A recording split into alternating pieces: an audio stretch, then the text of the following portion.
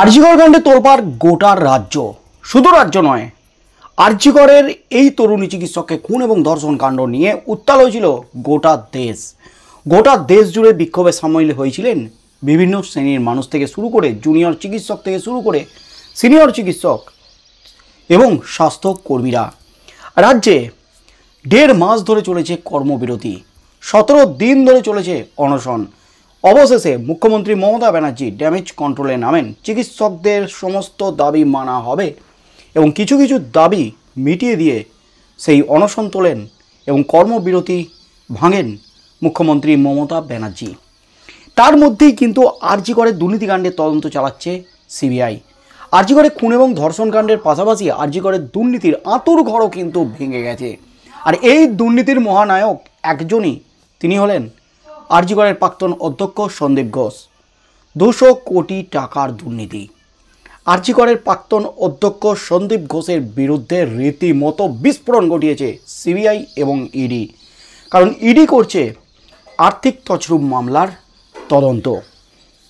আর এই আরজিকর কাণ্ডে সন্দীপ ঘোষ ছাড়াও গ্রেপ্তার হয়েছেন একাধিক প্রভাবশালী সন্দীপ ঘনিষ্ঠ চিকিৎসকরা। আর এবার কিন্তু আজ আরজিকর মামলায় ফের খেলে দিল সিবিআই। সুপ্রিম কোর্টে আরজিকর মামলা ওঠার আগেই নিম্ন আদালতে ভয়ঙ্কর ষড়যন্ত্র ফাঁস। একেবারে সন্দীপ ঘনিষ্ঠ এক প্রভাবশালী ব্যবসায়ীর জামিন মামলায়, বিপ্লব সিংয়ের জামিন মামলায় রীতিমতো বোমা ফাটিয়ে ছাড়ল সিবিআই। ঝুলি থেকে মেন বিড়ালটা বের করতেই কিন্তু তোলপাড়। যা ঘটল আজ আদালতে, আর তাতেই কিন্তু তুমুল হইচই পড়ে গেল একেবারে গোটা রাজ্যে। আরজিকর হাসপাতালে আর্থিক দুর্নীতিকাণ্ডে ধৃত ব্যবসায়ী বিপ্লব সিংয়ের জামিনের বিরোধিতা করল সিবিআই। আরজিকর মেডিকেল কলেজের প্রাক্তন অধ্যক্ষ তথা এই মামলায় অভিযুক্ত সন্দীপ ঘোষের ঘনিষ্ঠ হিসাবে পরিচিত বিপ্লব। এই মামলার শুনানিতে সোমবার আলিপুরে সিবিআই বিশেষ আদালতে কেন্দ্রীয় তদন্তকারী সংস্থা দাবি করল তদন্তে তারা বৃহত্তর ষড়যন্ত্রের আঁচ পেয়েছে। তদন্তের এই পর্যায়ে বিপ্লব জামিন পেলে সমস্যা হতে পারে বলেই তাদের মত। সোমবার সিবিআইয়ের বিশেষ আদালতে আরজিকর হাসপাতালে আর্থিক দুর্নীতি মামলার শুনানি ছিল। সন্দীপ সহ এই মামলার 5 অভিযুক্তকে ভার্চুয়াল মাধ্যমে শুনানিতে হাজির করানো হয়। সেখানে জামিনের আবেদন করেন বিপ্লব। সেই আবেদনের বিরোধিতা করেছে সিবিআই। তাদের দাবি, এই মামলার তদন্তে বৃহত্তর ষড়যন্ত্রের আঁচ মিলেছে। চার্জশিটে সে কথা উল্লেখও করা হয়েছে। তদন্তকারীরা মনে করছেন এই আর্থিক দুর্নীতিকাণ্ডে একাধিক ব্যক্তি জড়িত রয়েছেন। তদন্তের এই পর্যায়ে বিপ্লবকে জামিন দিয়ে দিলে তদন্ত ক্ষতিগ্রস্ত হবে। সিবিআইয়ের আরও দাবি, টেন্ডার কারচুপিতেও অভিযুক্তদের ভূমিকা রয়েছে। গত 29 নভেম্বর আরজিকরে আর্থিক দুর্নীতি মামলায় সন্দীপ সহ 5 জনের বিরুদ্ধে চার্জশিট পেশ করেছে সিবিআই। সেই তালিকায় রয়েছেন বিপ্লব, আরজিকরের প্রাক্তন হাউস স্টাফ আশিস কুমার পাণ্ডে, ব্যবসায়ী সুমন হাজরা, সন্দীপের রক্ষী আফসার আলী খান, সন্দীপ সহ 5 জন অভিযুক্ত এবং কয়েকটি সংস্থার বিরুদ্ধে 80 পাতার চার্জশিট জমা দিয়েছে সিবিআই। আইনজীবীদের একাংশের ব্যাখ্যা, সন্দীপ যেহেতু সরকারি আধিকারিক, তাই তার বিরুদ্ধে চার্জশিট পেশ করার জন্য আইনত রাজ্য সরকারের সম্মতির প্রয়োজন। চার্জশিটের ক্ষেত্রে এই সম্মতি না থাকলে বিচারক চার্জশিট গ্রহণ না করতেও পারেন। চার্জশিট আদালত গ্রহণ না করলে মামলার চার্জ গঠন এবং বিচার প্রক্রিয়ার ক্ষেত্রে বিলম্ব হতে পারে বলে আইনজীবীদের একাংশের মতামত। এখনও পর্যন্ত সেই চার্জশিটে সম্মতি দেয়নি রাজ্য, আদালতও তা গ্রহণ করেনি। এই আবহেই এবার বিপ্লবের জামিনের বিরোধিতা করল সিবিআই। সিবিআই সূত্রে আরও জানা গেছে, আরজিকর হাসপাতালে চিকিৎসা সংক্রান্ত সরঞ্জাম সরবরাহ করত বিপ্লবের মা তারা ট্রেডার্স।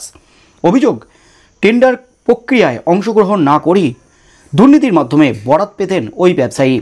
তদন্তকারী আধিকারিকদের সন্দেহ, আরজিকরের প্রাক্তন অধ্যক্ষ সন্দীপের ঘনিষ্ঠ হওয়ার কারণেই বরাত পেয়ে যেতেন বিপ্লব।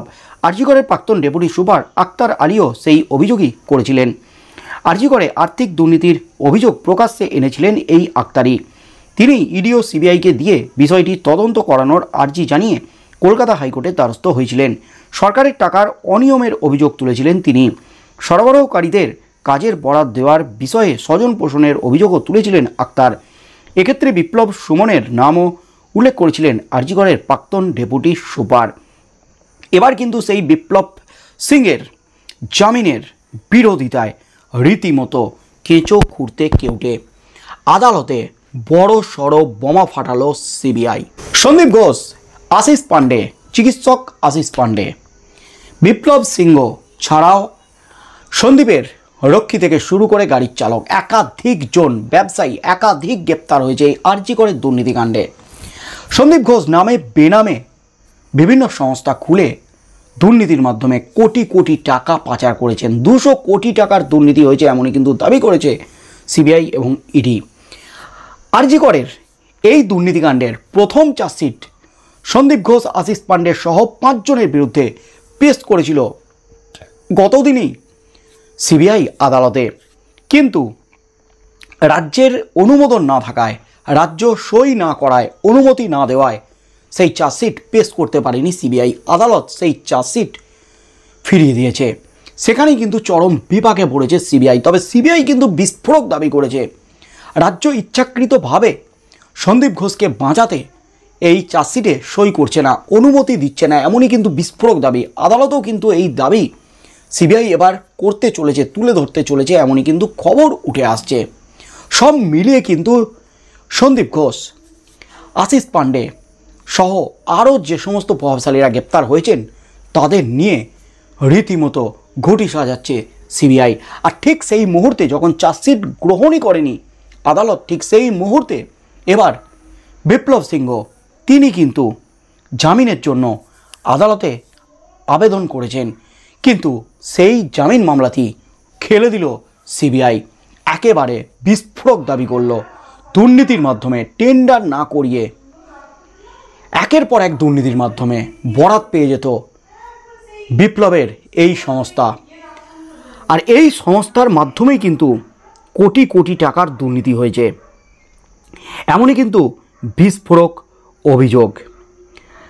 সন্দীপ সহ 5 জনের বিরুদ্ধে 80 পাতার চার্জশিট পেশ করেছে সিবিআই এবং বিপ্লবের বিরুদ্ধে যে অভিযোগ টেন্ডার প্রক্রিয়ায় অংশ না করে বরাত পেয়ে যেতেন ব্যবসায়ী, তার সংস্থা মা তারা ট্রেডার্স, এবং সিবিআই আধিকারিক যেটা সন্দেহ আরজি করের প্রাক্তন অধ্যক্ষ সন্দীপের ঘনিষ্ঠ হওয়াতেই কিন্তু বরাত পেয়ে যেতেন বিপ্লব, এবং সন্দীপ এই বিপ্লবকে বরাত দিয়ে সেখান থেকে কালোবাজারি করে কোটি কোটি কালো টাকা হাতিয়ে নিতেন, সরকারের কাছ থেকে লুটে পুটে খেতেন, এমনই কিন্তু দাবি সিবিআই আধিকারিকদের। আর আজ বিপ্লব সিংয়ের জামিন মামলায় সিবিআই ঝুলি থেকে মেন বিড়ালটা বের করতেই চক্ষু চরক গাছ একেবারে বিচারকের। দিনের শেষে বড় ধাক্কা সন্দীপ ঘোষের। সন্দীপ ঘনিষ্ঠ বিপ্লব সিংয়ের জামিন মঞ্জুর করল না আদালত। আগামী দিনে কি হতে চলেছে? রাজ্য কবে সন্দীপ সহ 5 প্রভাবশালীর আরজি করের দুর্নীতির যে চার্জশিট, সেই চার্জশিটে কবে অনুমোদন দেয়? কারণ সন্দীপ ঘোষ এবং আশিস পান্ডে তারা সরকারি কর্মচারী, চিকিৎসক, তাই তাদের বিরুদ্ধে চার্জশিট পেশ করতে গেলে অনুমতি লাগবে। কবে অনুমতি দেয় রাজ্য? কবে চার্জশিট পেশ করে সিবিআই আদালতে? এরপর বিচারক কী নির্দেশ দেয়? কি হতে চলেছে আগামী দিনে? এবং এই চার্জশিটে কেঁচো খুঁড়তে খুঁড়তে কেউ উঠে বেরিয়ে আসে কিনা, সেদিকেই চোখ থাকবে গোটা রাজ্যের।